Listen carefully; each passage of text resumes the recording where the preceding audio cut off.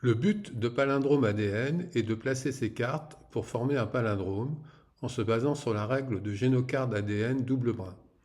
Le premier ayant déposé toutes ces cartes a gagné. Un palindrome ADN a une séquence sur le premier brin identique à celle lue à l'envers sur le deuxième brin à parier correspondant, comme par exemple ici GAA-TTC. Un palindrome peut se construire en prolongeant la deuxième moitié de la séquence par la séquence complémentaire de la première moitié, comme il est montré sur le schéma. Voilà un exemple de palindrome de 8 paires de bases. Le deuxième brin sera démarré en face de la fin du premier brin pour respecter le sens 5'3' de la synthèse.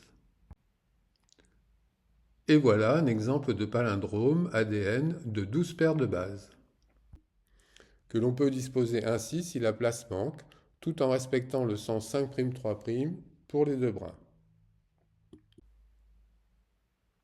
La distribution des cartes permet de faire un palindrome à 8 ou 12 paires de bases en rajoutant 3 cartes pour chaque joueur à défausser avant de commencer la construction.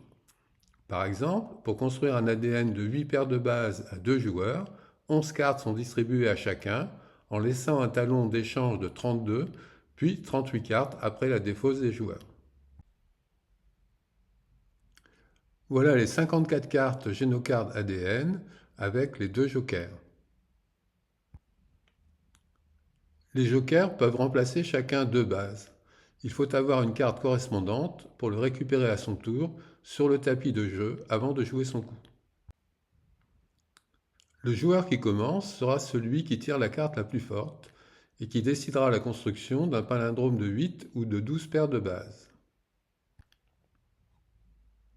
Le premier joueur démarre le premier brin du palindrome avec une carte que le second peut lui rendre en déposant une carte plus forte. Sinon, il continue le brin dans le sens 5'3' à droite et ainsi de suite. À la fin de son tour, un joueur peut échanger ou non 2 cartes avec le talon.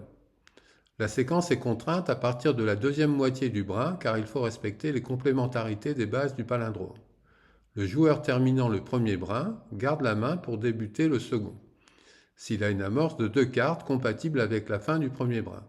Sinon, il passe son tour en échangeant ou non 2 cartes avec le talon.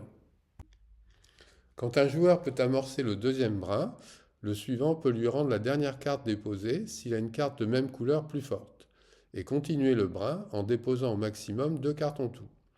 Le premier joueur ayant déposé toutes ses cartes a gagné. Le suivant est deuxième, etc. jusqu'à la fin du deuxième brin. Quand un joueur a déposé toutes ses cartes, il peut compter ses points en multipliant par 10 le nombre de cartes restant à déposer pour finir l'ADN. Et plusieurs parties peuvent s'engager sur cette base.